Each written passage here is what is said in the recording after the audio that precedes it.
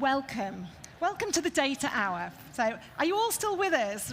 You've kind of coming up from last night? Yeah, okay, perfect. All right, what I'm going to do, first of all, I'm going to ask you to introduce yourselves, and then we're going to dive into the data and try and unpick how on earth we help everyone navigate some of those data trends that we saw. Vered, if you can go first, that would be great, and I'll get my glasses on so I can read what I'm doing. Yeah, exciting to be here again.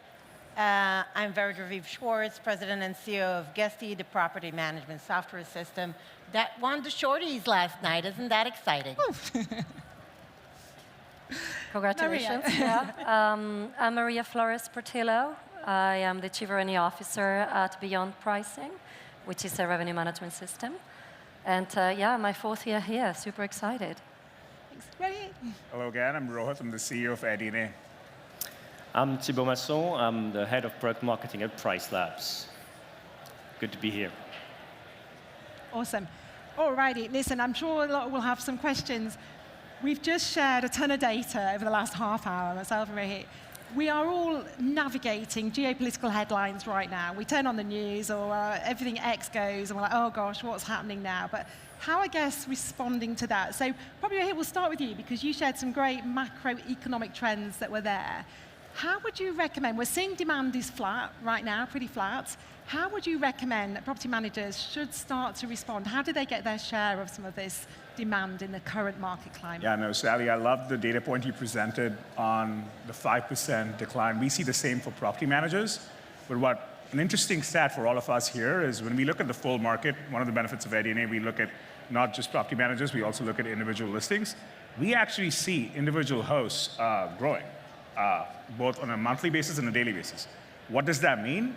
All of us as property managers aren't just competing with each other, we're also competing with individual hosts. One data point we look at AirDNA is reviews. We've scanned every single review over the past 10 years for every single listing that's available globally. And what we've seen for property managers is for value and communication, there's a point to points difference in the reviews. What does that mean for all of us? Especially as property managers, like if I am booking a house and it's professionally managed, my expectation, it's not that we are doing a bad job as property managers. Our hypothesis is for customers booking professionally managed homes, the expectations aren't aligned to the value they're getting, so they have higher expectations of property managers than they do of individual homes. The personalized touch, the personalized photo, the personalized reviews, they all go a long way when they're dealing with an individual host. So if they are professionally managed, we are seeing that in the reviews. And how does that matter? Reviews factor in bookings. You mentioned some of the policies there. So that's something we're seeing in the data. So it's not all doom and gloom. Individual hosts are seeing some positive trends. So like, don't just look at each other as competitors. Individual hosts are also your competitors here. All right, so not all doom and gloom. We're ready for the surge. We'll pick that up through. So Thibault, this is something I probably want to know as well. It's something we get asked all the time. How often should you be looking at your rates right now? How do you balance your rate strategy? How often should you be changing your rates? We talk about rate agility and we talk about rate discipline. It's what we're seeing holding revenue up right now, but it's a price-sensitive market. We're hit by inflationary headlines, et cetera, so consumers are obviously super aware of the economy. Can you pass on some pearls of wisdom, please? Well, indeed, Sally, as you said, it is a balancing act, right? And then as both Rohit and you shared in your slides, what's really important is overall revenue. So RevPAR is really over occupancy. I think that's obvious to, or familiar to many of us here in the room, right? It's very important. I would say 4 things you need to do for this balancing act. First one, get your peak dates right. Half terms, bank holidays, summer weekends. You need to have like your rates right, minimum stays right. I mean, that's number 1. Number 2, I guess many of you are using dynamic pricing. Of course, let dynamic pricing run. It will adapt to occupancy, it will adapt to events in your market. But it can only run if you got the base right. What I mean by this, the base price means minimum price, or when your last-minute discounts start, you should make sure you've updated them and they reflect today's market. The third thing I think you need to do for this balancing act as well in this market is also either have somebody in your team use 2 kind of reports. The pacing report. Pacing report will tell you where you are Right now, for example, where are you right now in April looking at July bookings this year, and how were you same time last year? Kind of tells you whether you have a gap or not. Are you pacing behind? And a pickup report will tell you how fast bookings are coming now. Maybe you have a gap right now, but this gap is getting shorter because you have more bookings. Maybe it's a late booking market, and it gets good. And last thing I would say in this market, maybe, who knows, maybe there is going to be a domestic boom. So have somebody in your team own this topic. Are we going to see domestic boom for our properties? You don't know, but you need somebody to own this topic because we don't know. So look at the data to know this. Absolutely. And are you saying that right now it's a daily task? People should be dialed in every day looking at their rates? Are you saying it's a daily task, so you should be looking every single day at your rates, or is that too much? Yeah, so once again, so most people are using here dynamic pricing, I'm guessing, so that will be updating your prices every day. What you need to do is these reports I talked about, the pickup and the pacing, have these reports at least weekly, and look at them with your team. That's what I want to say. All right, perfect, thank you. Thank you. Maria, we are super hopeful. Short-term rentals are really well placed when we see economic uncertainty and disruption. We tend to see demand come through. What advice would you give property managers to be prepared to pick up and take advantage of that demand, which will hopefully come through? Yeah, definitely, hopefully. So I think there's a couple of things. If you're looking at occupancy every day, occupancy can be sometimes a bit of a lagging indicator because you react to it when the reservations are already coming in. So there's wonderful tools out there that can also help you understand what people are searching on your website, on a number of websites. If you use kind of like a commercial RMS, you probably have access to some of that. If you have a booking.com account, you probably have access to some of that. So trying to understand as well the pattern of what people are looking for, not just what people are reserving, is important. Because also the second flavor to that is it is very likely, especially with everything we've just discussed, right, that the audience, your guests, are going to have a slightly different profile this year from last year, right? We know that in July, we're seeing 15% less Americans coming, or kind of like, already reserving to come into Europe, which is a shift, right? So some of those reservations will change, and that could mean that it's more UK locals that decide to stay in Cornwall instead of going to Turkey this summer. That will put some pressure on your length of stay. So, of course, it's about price, it's about getting ready and trying to capture that demand, but it's really about also understanding how that demand has shifted from last year. If the type of guest changes, you will need to be more proactive with your OTA rankings, because late demand tends to be driven as well or captured really well by OTAs. And you may need to touch other things like length of stay, not just the pricing. So stay as ahead of it as you can and prepare to change a number of things, not just your prices. Awesome, so flexibility. So it's going to take me to the next question, because I'm sure as property managers, you are being asked questions by your owners to say, we have an empty calendar, this time last year it was full, what's going on?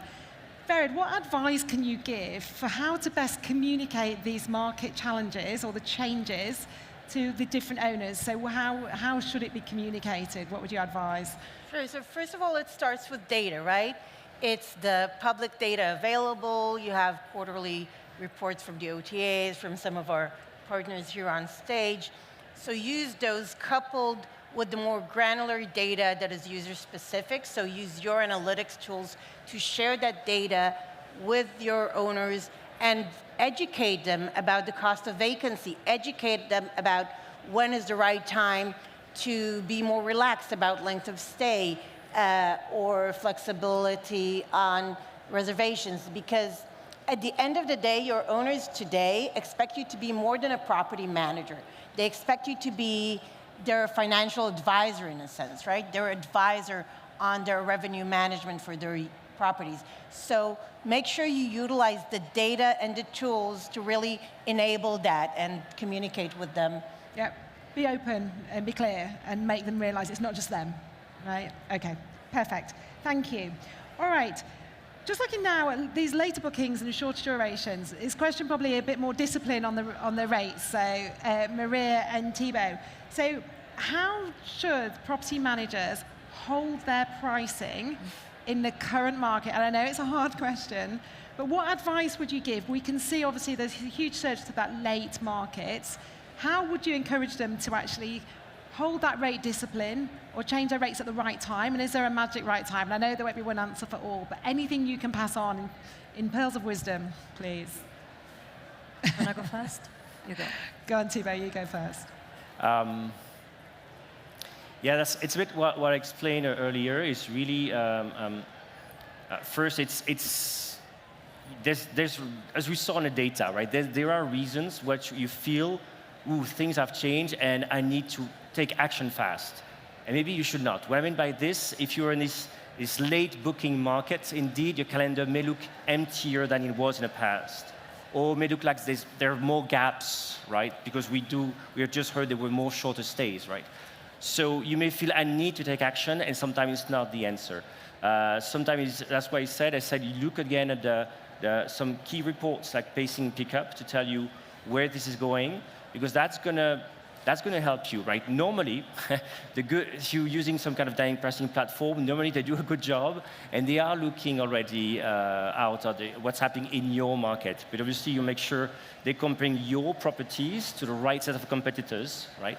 And again, you want to make sure then you are looking at how the bookings are coming, the booking curves, for example. What I mean, for example, we saw in some examples, right? Maybe last-minute prices will go up, and you have to hold your nerves. So you have to sometimes resist some kind of panic, like 3 weeks, 4 weeks before this late booking period, before this late booking arrives. So again, looking at that data, having the feeling like, okay, we know the market has changed. We just have this hypothesis I talked about. Our hypothesis is that, okay, late bookings will come. So look at this, have your hypothesis in mind, look at data, is it confirming what we feel? And then you can hold your nerves, because you had a plan, and you see things are going off plan, you can take action, but at least you kind of know where you were going. Have a plan. Okay, there we go. Maria, any tips you can give on pricing for the shorter durations? Because clearly they're the key criteria now. So do you have any rules that are applied from your sort of 7-night breaks to your ADR to a short break? Because your operational costs are obviously all still there. You're having to turn over the properties. So you've got to make sure that you're cost efficient. 100%, yeah. I was going to say, cost is a very important factor in all of this, and also owner retention, right? So kind of like you need to balance both, because at the moment, a ton of some more heavy discounting, that we're hearing in the market sometimes comes from the fear of losing owners, as opposed to kind of like the fear of losing revenue. So you need to balance both, but for sure, I mean, plus one to what Thibault said, for short breaks, which are so important in this market. You do know that you're going to fill some properties in certain dates. You know that Cornwall 3 bedrooms are going to get filled in August, right? Even if that demand comes a bit later. So I think you can be very selective around certain days where you still feel the probability is quite high, and keep those rates because they're quite defensible. Do not panic, yet. And then, of course, use kind of those gaps really wisely outside of the core periods, because it will be more needed than ever, especially if people leave it till very, very late to try to book their holidays. They may need to find different gaps or have like a couple of different holidays and so on. A ton of this, obviously, is automated if you use a dynamic pricing system, but even if you don't, again, try to stay close to what people are looking for on your website or on the OTAs, because we are definitely seeing a significant increase in searches for shorter durations.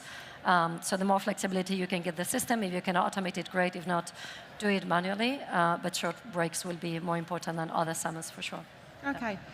And would you recommend, as a yes, no, to engage with the OTAs on promotions at the very last minute, or do you think that's really helping drive the pricing down? Do you think it's more about flexibility, or is it about price sensitivity where you need to be pushing the promotional prices down? Sorry, is a question if the... Would you recommend using promotional, like discounting at the last minute to fill the calendar, or do you think guests are really more interested in the flexibility of, well, I want a 1-night or a 2-night? I think there's a market for both, quite frankly. I mean, you had kind of like those characters quite clearly on your slides. Promotions with OTAs are positive in some ways, because at the moment they also increase your ranking within the OTA. But of course, if you can try to avoid a ton of inventory at that point, you're going to have a much better blood pressure. Yeah. Okay. It's a fine balance. I think we've figured that out. So I'm going to hop to cancellations now, because I shared some cancellation policy information. We can see cancellations are increasing. They don't all operate the same at every different channel, so it's a real minefield for property managers to try and figure out. So, Vered, we'll start with you. How do property managers choose the right cancellation policy for their properties? It's a hard question, I know. Yeah, so first of all, we all see that flexible policies are being embraced by the industry and expected by the guests. But so a few things I want to say. One is it's not all one size fits all, right? If you have a studio or one bedroom in the city that's very bookable, it's not the same as having a 6-bedroom out of town, right? So you don't need to apply the same cancellation policy for every property, and also a 24 cancellation policy and a 3-week cancellation policies are both possible. One thing we do see is that there is a lot of visibility for the non-refundable rates. So actually, if you balance the two and always have one alongside the other and make it feel like a discount, okay? So you have the regular flexible rate and you have the discounted non-refundable rate, then you can balance those non-refundable, assurable revenue with the flexible rate. So, and then it's easy for the guest to say, oh, I'm really losing a lot of money by taking the flexible rate, maybe I'll take the non-refundable. That's one thing we see. Another is to constantly track the cancellation trends of your properties and iterate those policies based on real results. So you see, is it 50% is rebooked, 70% is rebooked, what properties are easily rebooked, and continue to iterate on that. And of course, the last thing that's really important is how to prevent cancellations. And the key to that that we see is personalization. So the quicker you get that immediate, real connection with your guest, instant messaging, telling him, hey, this is Ben and Ruth. We're happy to welcome you to our beautiful property. You'll have artisanal breads. You have these experiences. Here's the guidebook. The more you have that connection immediately, the more you try to upsell them additional ancillary services, the more you can hook them and prevent cancellations later on. That intentional, very intentional then. So Rohit, we know that different channels perform differently with the cancellations. Would the OTAs have driven a real guest-centric sort of message and offering that flexibility? Would you recommend that the property managers offer the same sort of flexibility on their direct channels? And how do you compete against where guests are naturally drawn towards some of the OTAs and they're effectively looking for that security? Yeah, just to double down on what she was saying earlier, what we are seeing in some of the data is, if you look in the UK, to be specific, in cancellations, if you look at the strict policy, if you look at share of bookings, and you look at it by cancellation policy, you're seeing a 10% decline in strict. So if you have a strict cancellation policy, you're seeing a 10% decline. If you have a flexible policy, you're seeing a 4.8% growth in share of bookings. So, and if you cut that data even further by property type, if you look at apartments, a true proxy for an apartment is a hotel for the consumer. So if hotels have flexible policies, that's the proxy. So the expectation for apartments is a flexible policy, and you're seeing that share grow within apartments. For villas and homes, it doesn't really matter as much. Like you mentioned, the thing about 6-bedroom houses, you could afford to have a fixed policy or a strict policy, and it still works. So that's at least what we're seeing in the data. So to your question around, if you are using a direct booking channel, what we've seen in terms of the best performing homes and hosts and property managers is mirroring a lot of what you see in the OTAs by property type. So if you are a bunch of apartments where your proxy is hotels, your comp set is hotels, mirror that. Because put yourself in the shoes of a consumer in today's macroeconomic environment. You are optimizing for flexibility. If you're traveling to a city, you do not know if your travel plans are going to continue where they are. So like, play to, and you mentioned this, think in weeks, think in months, like, have a policy that mirrors the OTAs and have a policy that maps to your comps. So we've seen our best performing property managers, they have someone on site who actually looks at the comm set, looks at what cancellation policies are for the comm sets, and believe it or not, it's not a set and forget. They actually change these cancellation policies on a weekly, monthly basis. So have someone look at that. This is not just a one-time thing. So not just like you can't set your rates and leave them, you can't set your cancellation policies and leave them as well. You've got to be super hyper locally dialed in to what is right for the environment. Okay, good advice, thank you.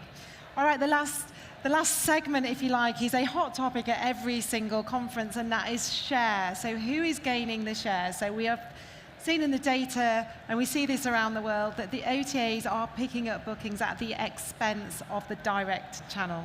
So we've seen that really clearly. So Maria, we'll start with you. What advice would you give property managers to have the right distribution strategy that is going to work with them? So have you got any advice in terms of how you would set that up? Yeah, I think there's so many different approaches to this, and it really also depends on kind of like your business costs. Because, you know, as much as we also try to encourage all of our customers to invest on a good website, make sure that the conversion on your website is really, really good, make sure you create a CRM so you can bring repeat customers, and so on. Sometimes you're in a position to do that, sometimes you're not. And in that case, it's really about you know, making sure that that, you know, coexists really well with a really strong OTA strategy. So I think, you know, first it's also understanding your supply, right? You know, OTAs can be extremely effective and I think cost efficient as well for things that are more commoditized, you know, properties. And there you can play a little bit with the discounts that you offer on the OTAs versus the discounts that you offer on your sites. But it's going to be difficult to beat them in an algorithm on a search engine on properties that are more of a commodity, and maybe just focus, don't open calendars so early on OTAs for your most precious properties where you drive, you know, most of your revenue, and have a very, very strong CRM-driven strategy, understanding, you know, who was there last year, the kind of audience that you can capture, understanding the demand that you get on your website, and investing your marketing money on that. But what I would say is try to be selective, because trying to do what an OTA does with a much, much reduced marketing department and marketing resources is difficult. So, you know, focus on the pieces where you're going to definitely make a difference and you're going to stand out when someone is searching for a particular type of property. Thanks, Maria. And Vered, you have some large clients at Guesty. I'm sure they will have very diverse and different approaches to channel distribution. Is there anything you can share? And also, would you recommend that channels are used discreetly, so you put them on late, or you put them early, or you inflate your prices on the channels? What have you seen amongst some of your larger clients? Sure. So first of all, surprisingly, we actually see a slight increase in share of direct bookings, unlike what you've shared before. So I think it's about doing it right and also focusing on the right customers. So really focusing on driving repeat guests with promotions to your direct website, for example. But on the other hand, you need a diverse distribution strategy. And yeah, it costs money, but it's because you get those bookings from the OTAs. So rather than focus on trying to fight on price with the OTAs, it's really about increasing your visibility and conversion on OTAs. And you can't do that if your price is 20% higher than other properties. So that's not the way to go. But there's a lot you can do to increase your visibility by automating, improving your listings with AI to really optimize photos, content, respond to the guests as soon as possible, fight for every review. So make sure you're as visible as possible. And I would spend my efforts there rather than trying to get another buck on the OTAs. And then also think of the niche OTAs that are right for your properties.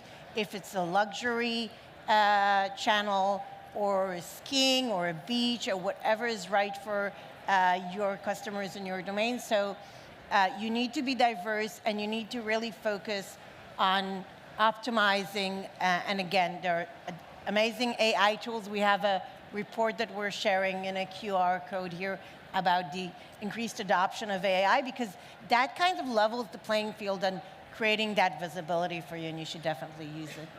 Cool, perfect. Thank you. And Thibault, any more advice you give on how to stand out on the OTAs? You were at Booking for many years before PriceLabs. Any advice you can offer for those wanting to try and utilize that share of the market and their power that they have in that late market, especially? Yeah, to follow up on what Vera just said, indeed, there are multiple OTAs, and sometimes we talk about late bookings. There are Wednesday, for example, it's just one OTA who's specializing in this late booking window market, right? So some OTAs you may want to explore, and you have pretty good PMSs who can connect to all kind of things. So you have to decide where you want to stand out. And when we think about listings standing out, sometimes we think, oh, it means I need a great review score, or on Airbnb, I need that guest favorite badge, right? Well, it's true that review score is important. There's a real correlation between the highest review score you have, the highest ADR, the more money you can price, you can command, right? There's a real correlation. We also know that for property managers, it's harder, right? The more you scale, the harder it is to overall have a high review score. So that's not sometimes working out. Guest favorite is interesting as well. Guest favorite in the UK, so who knows what the guest favorite is on a badge on Airbnb? Who's seen this guest favorite? Okay. So as you know, you go to the Airbnb, you search, you see this badge everywhere. So it looks like the first listings all have this. Where actually 32% of the UK listings have this badge. But if you look at properties from people who have more than 100 listings, property managers with more than 100 listings, only 10% of their listings have that badge. As we just talked about, it's harder to scale. But standing out for me is not just this. For me, standing out on an OTA means there's a higher probability that I'll make money, more money than my competitors. So we did a study at PriceLabs on over 10,000 listings in different markets, and you could see that 92% of listings do not have optimized content. So just getting some basics right, it's going to be boring, but bear with me. Like the listing, title, description, the photos, cover photo, review score, and a badge. We, for the first time, could establish with heavy data, thanks to AI, a direct link between getting this right and being more booked than your competitors. And we can even tell you for each listing by market, what you need to add and change. For example, in the title, adding free parking, not super romantic. My own listings, usually I'm very romantic or guiding people through. But sometimes in a city, if you just add to the title free parking, we know the probability of you getting more bookings is higher. So standing out means, again, understanding your competition where you are. All you want in a way is not just things should be crazy. It's more like, am I just talking better to the market than my competitors? And am I reflecting this? And another one I want to mention out, sometimes what we see is sometimes it's not your fault, right? It's the property owner doesn't want to invest in new photos. Or somewhere down the line, among 100 listings, somebody tick a box saying, oh, the cottage has a pool, but nothing in the description of photos shows you have a pool. So you need tools to help you prioritize things and see which of your listings are dragging down your revenue. That's how, in a way, just doing a good job helps you stand out in the sense that you're going to get that booking from the customers, the travelers.